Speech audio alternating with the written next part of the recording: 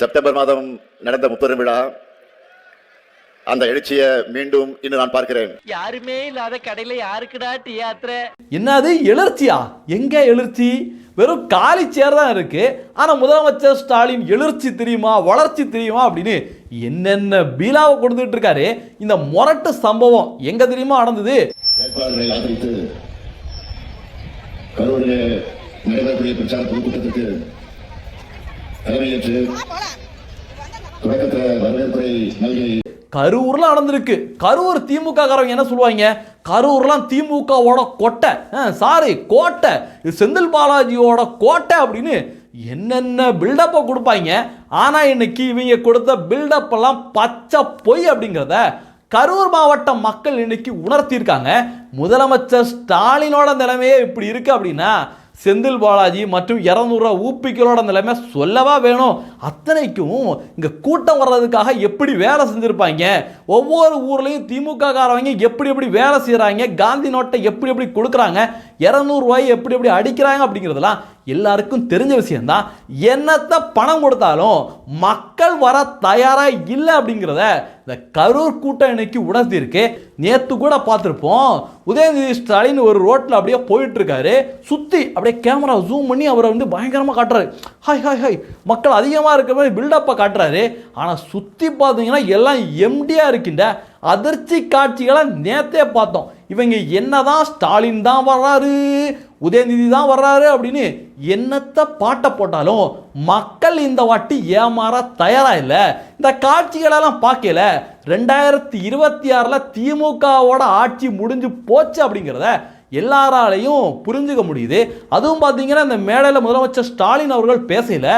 செந்தில் பாலாஜி ஏன் தெரியுமா கரூரை விட்டு கோயம்புத்தூரில் நாங்கள் நிற்க வச்சோம், அவரு கரூரை வந்து திமுக ஜெயிக்கிற மாதிரி செட் பண்ணி கொடுக்குறாரு, அதனால கோயம்புத்தூர்லையும் ஜெயிக்கிறதுக்காக தான் அங்கே கொண்டு போய் நிப்பாட்டியிருக்கோம் அப்படின்னு என்னென்ன பீலா விடுறாங்க. உண்மையான காரணம் என்ன அப்படின்னா கரூர்ல திமுகவோட அட்டுழியத்தினால, செந்தில் பாலாஜியோட அட்டுழியத்தினால மக்கள் கடும் கோபத்தில் இருக்காங்க. ஏன்னா செந்தில் பாலாஜி தேர்தலுக்கு தேர்தல் பிரியாணி போடுறது, மட்டன் பிரியாணி போடுறது, கொலுசு கொடுக்கறது, அண்டா கொடுக்கறதுன்னு என்னென்னமோ பண்ணி கூட கரூர் மக்கள் திமுகவை இந்த 2026 தேர்தலில் வச்சு செய்யணும் அப்படிங்கிற முடிவுக்கு வந்துட்டாங்க அப்படிங்கிறது தான் இந்த காட்சிகளை பார்க்கல நம்மளால தெளிவா புரிஞ்சுக்க முடியுது.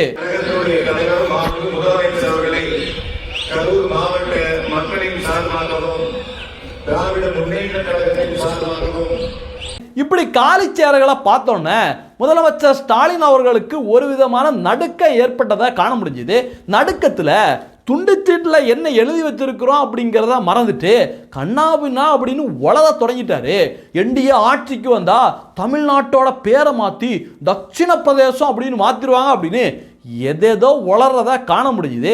எனக்கு தெரிஞ்சு மீண்டும் திமுக ஆட்சிக்கு வந்தா தமிழ்நாடு அப்படிங்கிற பேரை சுத்தமாக எடுத்துட்டு கருணாநிதி அப்படிங்கிற பேரை வச்சுருவாங்க. என்ன காரணம் அப்படின்னா கடந்த 5 வருடங்களா நீங்கள் கவனிச்சிங்கன்னா உங்களுக்கு தெளிவாக புரியும்.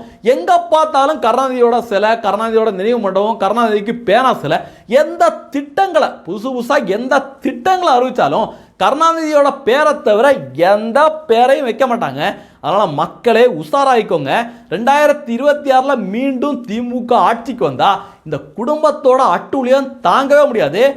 சாராய கடையை தவிர மற்ற எல்லா இடங்கள்லையும் கருணாநிதியோட பேரை வைக்கிறதுக்கு இவங்க தயங்கவே மாட்டாங்க. அடுத்து பார்த்தீங்கன்னா ஒரு வீடியோ செம வைரலாக போயிட்டு இருக்கு. அந்த கருமம் பிடிச்ச வீடியோ உங்களுக்கு காட்டுறேன் பாருங்க. இந்த வீடியோ பார்க்கல ஜூம் பண்ணி காட்டுறேன், நல்லா பாருங்க. இந்த ஒரு குண்டா ஒரு தடிமாடாட்டம் ஒரு ஆள் நிற்கிறாப்புல பார்த்தீங்களா, தலையில துண்டை கட்டிட்டு.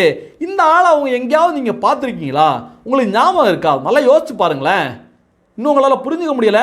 அட இந்த செந்தில்குமார் அப்படின்னு திமுக எம்பி ஒருத்தனால அந்த போண்டாமணி தான், அந்த முட்டை போண்டா தான் இன்னைக்கு கோவிலாக ஏறி இறங்கிட்டு இருக்கான். ஆனால் ஒரு வருடத்துக்கு முன்னாடி எம்பியா இருக்கையில் இந்த முட்டை போண்டா என்னென்ன சீனை போட்டான். இவனுக்கெல்லாம் மரியாதை கொடுக்க வேண்டிய அவசியமே கிடையாது. என்னென்ன சீனை போட்டான். பொதுவாகவே ஒரு இடத்துல பூஜை போடுறாங்க அப்படின்னா அரசாங்க நிகழ்ச்சியாக இருக்கட்டும், எங்கேயா இருக்கட்டும், நம்முடைய பாரம்பரிய தமிழர்களோட பாரம்பரிய முறைப்படி தான் பூஜை போடுவாங்க.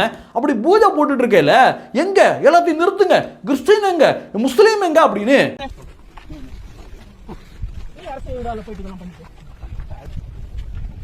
இது என்னது இது?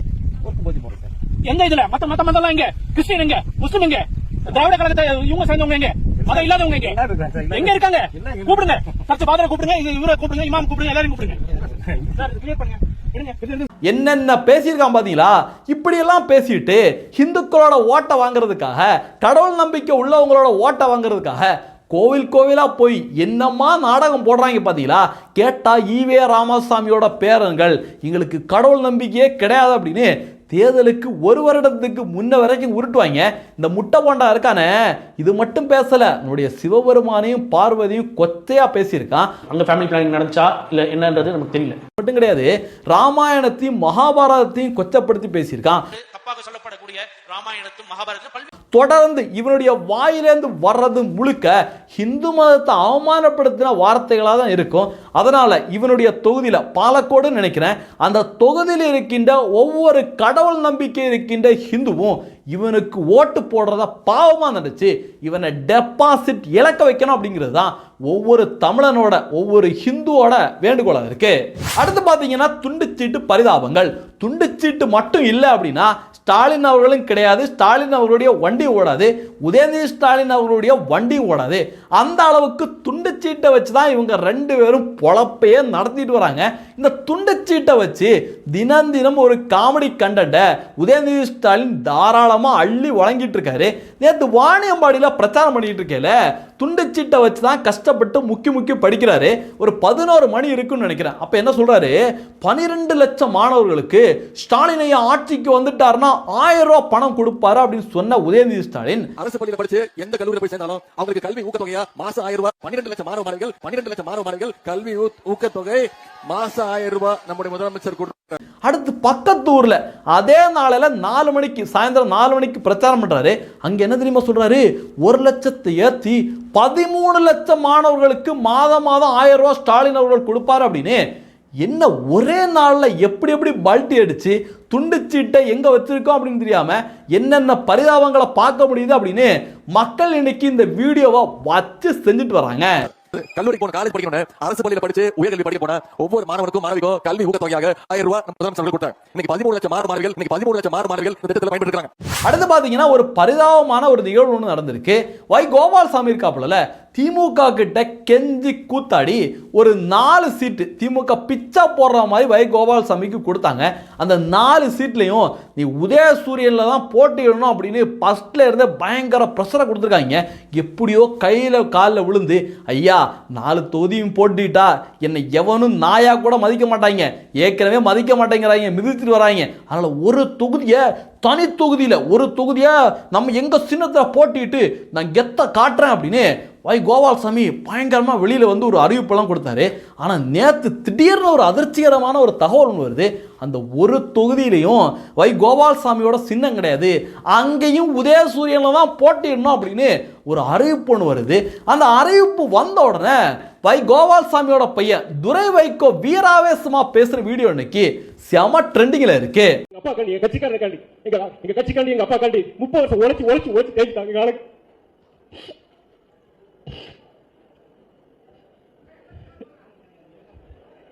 சின்னமா செத்தாலும் சின்னம். என்னம்மா பேசியிருக்காங்க பாத்தீங்களா, என்னம்மா சபதத்தை போட்டிருக்காங்க, செத்தாலும் எங்க சின்னம் தான், செத்தாலும் எங்க சின்னம் தான் அப்படின்னு. சிகரெட் வியாபாரி ஓவரா கத்துற நேரத்திலேயே கீழே குமிஞ்சுக்கிட்டு அந்த பக்கத்தில் இருக்கின்ற அந்த கே நேரு என்ன பண்றாரு அப்படிங்கிற வீடியோவை உங்களுக்கு ஜூம் பண்ணி காட்டுறான் பாருங்க.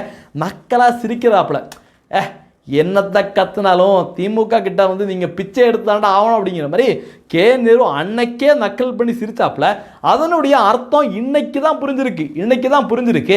எல்லா சீட்லையும் உதயசூரியன் சின்னத்தில் நிற்கணும், நீ இல்லைன்னா போய்கிட்டே இரு அப்படின்னு திமுக இவங்களா அடிமைகளை போல ட்ரீட் பண்ணிட்டு இருக்காங்க.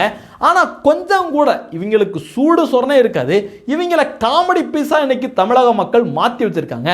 காரணம் என்ன தெரியுமா, இவங்களுடைய வாய் தான். திமுக கிட்ட 4 சீட்டு பிச்சை எடுத்து வாங்குற நிலைமையில தான் இந்த மதிமுக கட்சி இருக்கு. ஆனா இவங்க பேசுற பேச்சு எந்த அளவுக்கு தெரியுமா பேசுவாங்க, ஏ ட்ரம்ப், ஏ அமெரிக்க ஏகாதிபத்தியமே, ஏ ஈரானே, ஏ இஸ்ரேலே, உலகத்தில் இருக்கிற எல்லா நாடுகளையும் மிரட்டுற மாதிரி காலரை தூக்கி விட்டு பயங்கரமா பேசுவாங்க. ஆனா அறிவாலயத்துக்குள்ள போனா, ஐயா எங்களுக்கு ஒரு 4 சீட்டுயா, தயவு செஞ்சு கொடுங்கய்யா, ஐயா எனக்கு கையெல்லாம் விறக்குதியா அப்படின்னு பயங்கரமாக பம்மி கேவலமான வேலையை பார்த்துட்டு இருக்காங்க. தமிழக அரசியலோட சாபக்கேடு இந்த வை கோபாலசாமி தான். கடந்த ஒரு வாரத்தில் தமிழக மக்களை உலுக்கிய 2 சம்பவம் என்ன தெரியுமா? முதலமைச்சர் ஸ்டாலின் அவருடைய சொத்து மதிப்பும் நேரு அவருடைய சொத்து மதிப்பும். நேரு தேர்தல் ஆணையத்தில் தாக்கல் பண்ண சொத்து மதிப்பு எவ்வளோ தெரியுமா? ஐயா என்னுடைய கையில் வெறும் 5 லட்சம் தாயா இருக்கு அப்படின்னு அவருடைய சொத்து மதிப்பை தாக்கல் பண்ணியிருக்காரு. நேருவை தெரிஞ்ச திமுக காரவங்களே இதை ஒத்துக்க மாட்டாங்க. ஏன்னா நேரு ஒரு நாளைக்கு எவ்வளோ செலவு பண்ணுவாப்புல, இந்த 5 லட்சம்லாம் அவருக்கு சும்மா ஒரு நாளைக்கெல்லாம் 5 லட்சம்லாம் பத்துமான்னு தெரியல, அந்த அளவுக்கு செலவு பண்ணக்கூடிய ஆள். தேர்தலுக்கு என்னென்ன செலவு பண்ணுவாரோ அப்படின்னு திமுக காரவங்களுக்கு எல்லாருக்குமே தெரியும். அப்படி இருக்கையில் ஐயா எனக்கு வெறும் 5 லட்சம் தான் இருக்குது அப்படின்னு அவர் பீலா விட அவர் முன்னாடி பேசினாரு பாருங்க. யூடியூப் சேனலுக்கெல்லாம் கொடுத்த வீடியோலாம் இன்னைக்கு வைரலாக போயிட்டு இருக்கு. இந்த பக்கம் 150 ஏக்கர், இந்த பக்கம் 150 ஏக்கர், இந்த பக்கம் இருக்க ஆடு மாடு, இந்த பக்கம் இருக்க கோழி கழுதை எல்லாமே என்னுடையதான் அப்படின்னு யூடியூப் சேனலில் பயங்கரமாக பேசிட்டு சட்டப்பூர்வமாக கவர்மெண்ட்டை இப்படியெல்லாம் ஏமாத்தலாமா அப்படின்னு தமிழக மக்களுக்கு பேரதிருச்சு. இப்படி ஒரு பக்கம் நேரு அப்படின்னா, இன்னொரு பக்கம் முதலமைச்சர் ஸ்டாலின் அவர்கள், ஐயா அவர்கிட்ட கூட 5 லட்சம் இருந்தது, ஆனால் என்கிட்ட கையில் எவ்வளோ தெரியுமா இருக்குது? வெறும் 10,000 தான் இருக்குது. வெறும் 10,000 தான் இருக்குது. அதுவும் பார்த்தீங்கன்னா என்கிட்ட சொந்த காரே கிடையாது. அவ்வளோ பரம ஏழைங்க தாங்க. கருணாநிதி குடும்பத்தில் பிறந்துட்டோமே அப்படிங்கிறதுனால இவ்வளோ ஏழையாக இருக்கும் அப்படின்னு முதலமைச்சர் ஸ்டாலின் அவர்களும் தேர்தல் ஆணையத்தில் வருமானத்தை தாக்கல் பண்ணியிருக்காரு. இதெல்லாம் பார்த்தோன்னா தமிழக மக்களுக்கு பேரதிர்ச்சி.